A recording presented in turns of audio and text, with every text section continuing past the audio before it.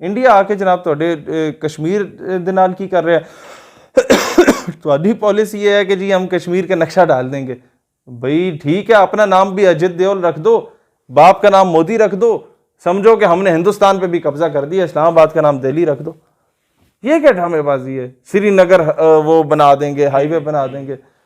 वाह भाई वाह, ये किसको राजी कर रहे हैं? कौम को वो बना रहे हैं जो लफ्ज में यहाँ पर यूज नहीं करना चाहता, कि यहाँ पर फैमिलीज देख रही होती हैं इंटरव्यूज। लिहाजा प्रैक्टिकली कुछ करना है तो करो, ये मदारियों वाले काम ना करो कि जहाँ बंदर मदारी ने बंदर को नचाया, कौम इकट्ठे होकर तालियां बजा रही है ना। इस तरह नहीं चलेगा। कब तक इस कौम को धोखा दोगे? इसमें इन्होंने बड़ी गलती की है। एक तो सबसे बड़ी गलती ये की है कि इन्हें 1 मिनट खामोश नहीं रहना चाहिए था, इन्हें 2 मिनट खामोश रहना चाहिए था, ताकि कश्मीर के साथ फ़लस्तीन भी आज़ाद हो जाता। फिर इन्होंने पहले एक तराना बनाया, इंडिया जा जा कश्मीर से निकल जाए। कश्मीर से इंडिया नहीं निकला तो जा छोड़ दे मेरी वादी नहीं होना चाहिए था, इंडिया दफा हो जा कश्मीर से निकल जा, शायद वो निकल जाता। मतलब आप लोगों को इस तरीके से चलना चाहिए।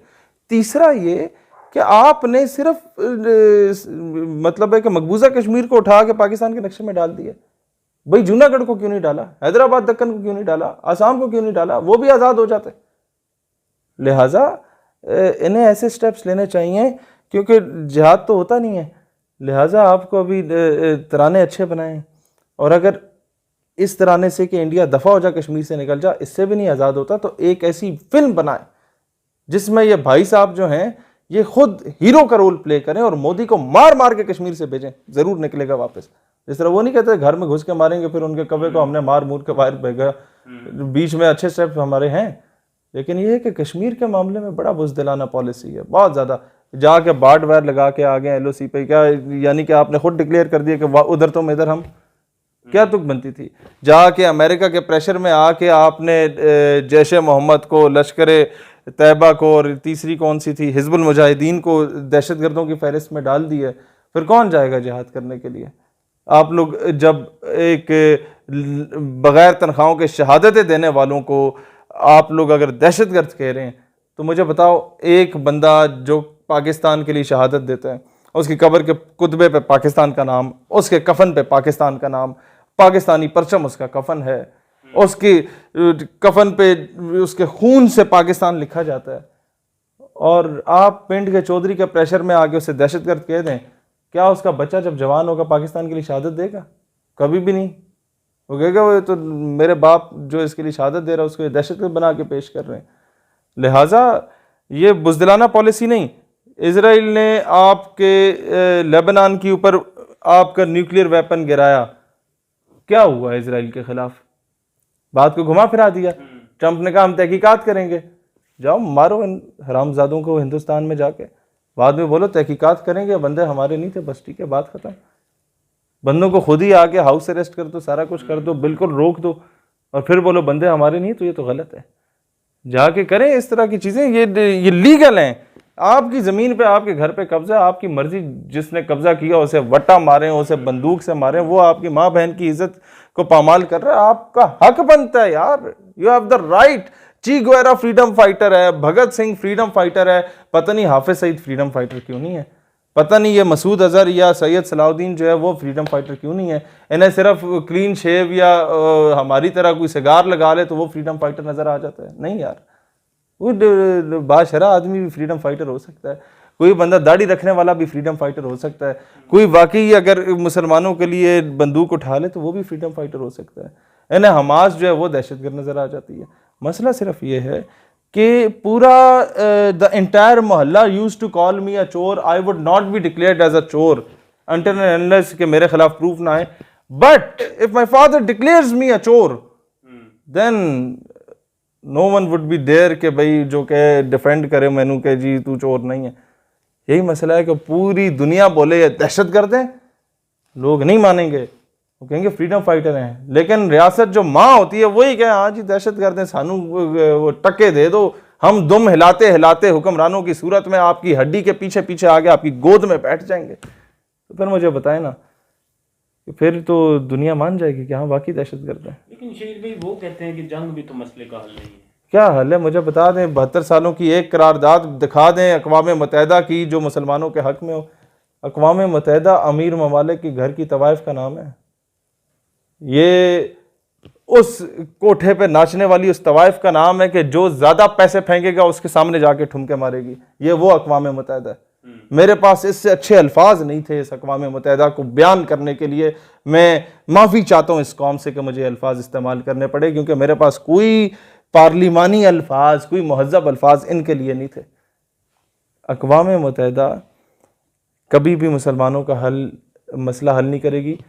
इजराइल रोज़ाना कब्ज़ा कर रहा है फ़लस्तीन पे, कुछ हुआ, लेबनान पे जुल्म हुआ, कुछ हुआ, इराक़ पे जुल्म हुआ, मुसलमानों को बरहना करके उनकी वीडियोस बनाएगी। सिट स्टैंड एक भाई को कराया जाता उसकी बहन के सामने, बहन का रेप किया जाता था जेल में। ये 2003-4 के वाक़यात हैं सर, ज़्यादा पुराने नहीं हैं।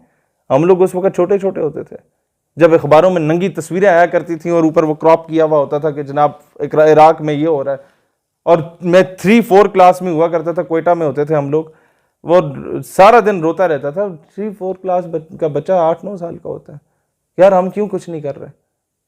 हमें क्या अंदाज़ा होता था कि यार हम लोग तो बुज़दिल और बगैरत हो चुके हैं, हम लोग तो इधर टके लेने के लिए अपने अगवानियों को मारने को तैयार हैं। और फिर वो अगवानी जो ये अशरफ गनी और हामिद करज़ई टाइप के उल्लू के पट्टे बैठे हुए, वो टके लेके अपनी मुजाहिदीन को मारने को तैयार हैं। तो हमें अंदाज़ा हुआ कि जो सारे ऊपर जो हमारी क़यादत बैठी हुई सब उल्लू के पट्टे बैठे हुए हैं। No one is sincere with Islam. आके हमें बताते हैं कि जी ये हमारी रियासत है, बस उसकी हिफाजत करो, हमने कोई इस्लाम का ठेका लिया हुआ।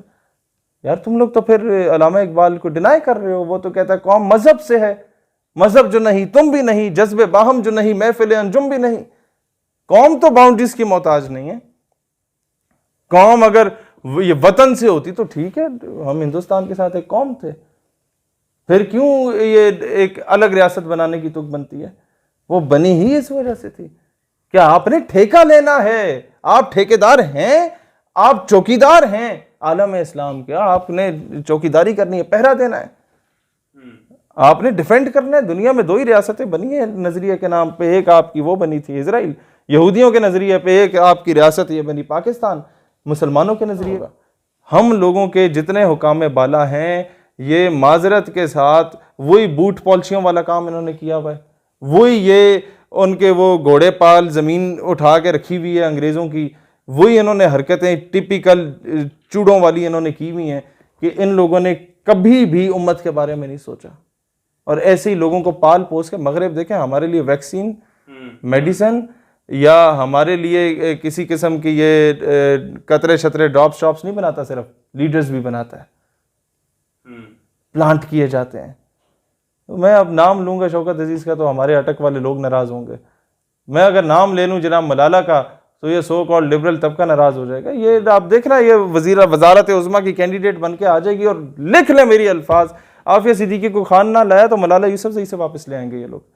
और वो इस कंडीशन में लाएंगे, अल्लाह ना करे ऐसा हो, लेकिन वो इस कंडीशन में लाएंगे कि वो ना बोल सके और ये मलाला भी सिंपैथी गेन करके दुख्तर मिल्लत बन जाए। और अगर आफिया सिद्दीकी उस दौर में ना भी हुई या पहले किसी तरीके से आ गई, अल्लाह करे कि हमारी वो माँ और इस कौम की बेटी आ जाए, लेकिन अगर वो आ गई और ये कार्ड मलाला से रह गया तो आप लिख लें मलाला से ये अरबों रुपए की एड भी दिलवाने को तैयार होंगे कश्मीर के नाम पे। ये वो भी कर लेंगे। कौन तैयार होंगे? आपके जो ऊपर बैठे हुए हैं अमेरिका, ये इसको दुख्तर मिल्लत दुख्तर पाकिस्तान बना के आपके ऊपर इम्पोज करेंगे सर। ये और ये जो उसके सिंपथाइजर्स जो उनके कुत्ते नहलाने वाले हैं वो यहाँ पर उसे अपना वज़ीर आज़म भी मान लेंगे। वो ये नहीं देखेंगे कि हमारी पार्टियों की 60-60 40-40 साल की जदोजहद है, वो नज़रअंदाज कर देंगे। बोलेंगे ठीक है ऊंज नहीं तो इंच सही, कमीशन तो हमें मिलेगा। मलाला ऊपर बैठ के ठीक है, और मलाला आगे बड़ी प्यारी प्यारी बातें करेगी, लेकिन होगा क्या कि नीचे जो उसके चेले चापलूस बिठाए जाएंगे, आपका फॉरेन मिनिस्टर वही होगा जो उनका चाहने वाला होगा, आपका इंटीरियर मिनिस्टर वही होगा जो उनका चाहने वाला होगा। बाकी यही होगा कि आपके दरबारों पे बड़े बड़े उर्स मेले होंगे, मलाला जाके चादर भी चढ़ा देगी, कौम कहेगी मलाला बड़ी नेक है जनाब, ये तो बरेलवी है। वहाँ जाके तबलीगी मरकज़ में भी जाके पैसे दे आएगी, वो बोलेंगे जी देवबंदी है। वहाँ जाके आपके जो मातम के जुलूस होंगे वहाँ पर भी आगे आगे आ जाएगी, ये सारे खुश होंगे। होगा क्या कि अंदरूने खाना जनाब आपके तमाम कानून तब्दील होंगे। ये लिख लीजिएगा, और कानून तब्दील हो जाए ना आप खोखले रहते हैं। मुल्ला को जो दी हिंद में सजदे की इजाजत, नादा ये समझ बैठा है कि इस्लाम है आज़ाद। ये हाल होगा हमारा। हम कहेंगे जी हम तो बड़े आज़ाद फिजाओं में जी रहे हैं, लेकिन जिहाद पे जिस तरह आज दहशतगर्दी है ना, तब जिहाद पे इससे भी बड़ा कोई लेबल लगा दिया जाएगा। एक मैकेनिज्म होता है ना, इन मिनिस्टर ने सारी ज़िंदगी तो नहीं रहना, आगे का भी सोचना होता है। पहले भी लीडरशिप प्लांट की गई, फिर अभी प्लांट डायरेक्टली इनडायरेक्टली कहीं ना कहीं से कोई ना कोई चेहरे चापलूस प्लांट कर दिए जाते हैं, और मुस्तकबिल में भी प्लांट किए जाते हैं। ये हमारी तरह बेवकूफ़ तो है नहीं, हम तो सिर्फ सोचते हैं अगले इलेक्शन जनाब 3 साल बाद 2023 में इलेक्शन आएगा तो असी जनाब जाके जंड तो खड़े हो जाएंगे, या फलाना जड़ा मलक साहब आके तो खड़ा हो जाएगा। नहीं, ये they think for the centuries, at least they think for the decades कि जी हम अगले 10 साल अगले 100 साल क्या करेंगे। ये लॉन्ग टर्म मेजर्स लेते हैं। हम तो यही होता है कि जी असी जाके काउंसलर बन जाएंगे, ना, इस तरह नहीं होगा। ये बहुत आगे का सोचते हैं, इसलिए ये लोग थ्रू प्रॉपर चैनल चलते हैं, और हम लोग वही गुलामी तावील का फंदा जो कोई सयाद लगा दे, ये शाख नशेमन से उतरता है बहुत जल्द, वही कि कोई नंगा उठ के आ जाए, हम बोलेंगे बाबा जी बड़े मजजूब हैं।